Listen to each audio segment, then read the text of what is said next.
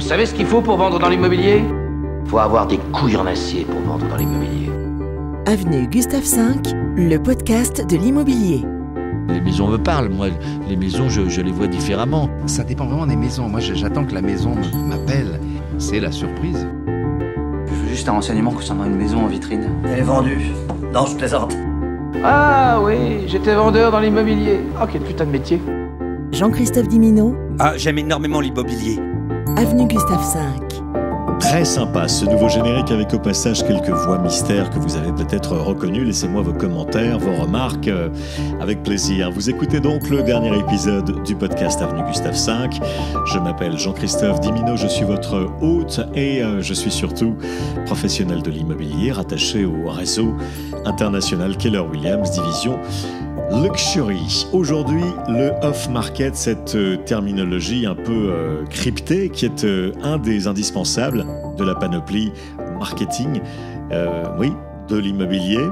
Oui, c'est un mode de commercialisation ultra discret, le off-market. C'est vrai que le marché immobilier a toujours eu ses petits secrets bien gardés et le off-market, comme on dit, en fait partie. C'est une terminologie donc, qui suscite de plus en plus d'intérêt dans l'industrie de l'immobilier, notamment chez les investisseurs et chez les acheteurs avertis. Mais qu'est-ce que précisément le off-market et pourquoi est-il devenu un sujet aussi tendance? Eh bien, le off-market désigne toutes les transactions immobilières qui se déroulent en dehors du marché traditionnel.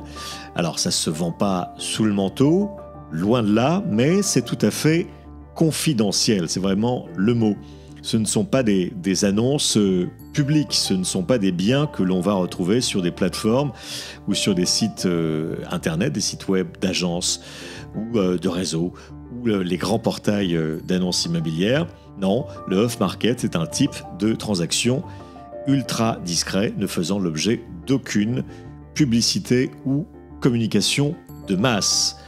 Uniquement de la communication ultra ciblée qui va toucher donc des professionnels spécialisés, des investisseurs, et l'on va livrer ces biens off-market à des clients que l'on a déjà identifiés.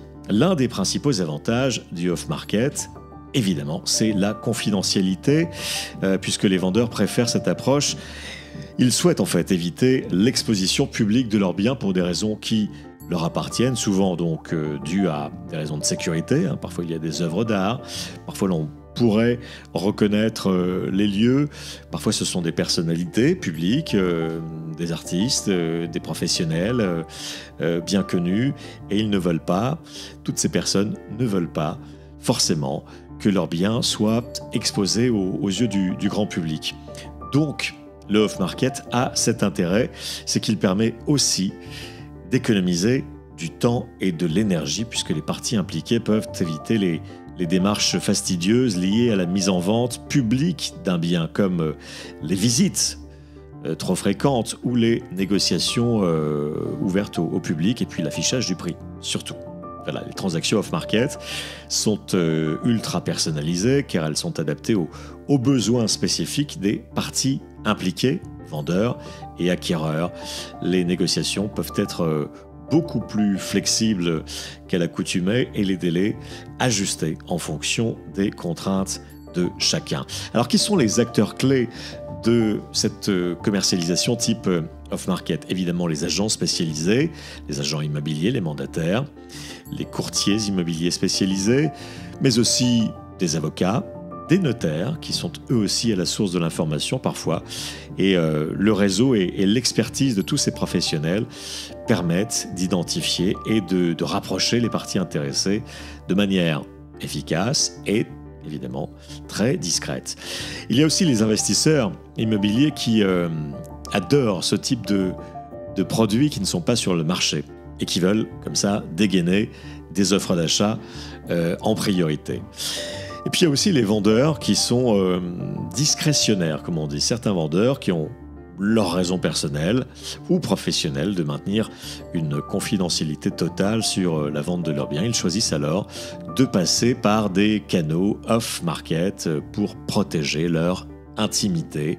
Et ils ont recours donc soit à leur réseau d'influence personnel, d'amis, de relations personnelles bien identifiées, ou alors de confier cela à des professionnels comme des agences immobilières.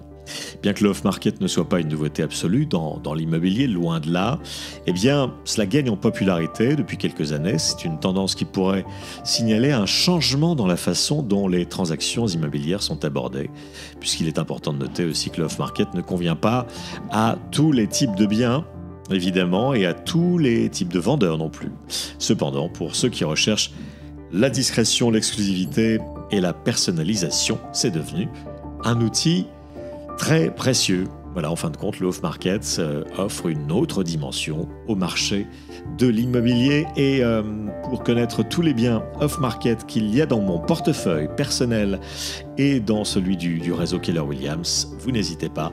Vous tapez sur Google Dimino KW et vous tombez sur toutes mes coordonnées ainsi que dans la description de ce podcast. Avenue Gustave V, je vous dis à très vite sur le terrain depuis Nice, la Côte d'Azur et ailleurs en France.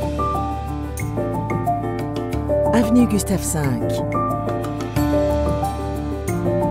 le podcast de l'immobilier.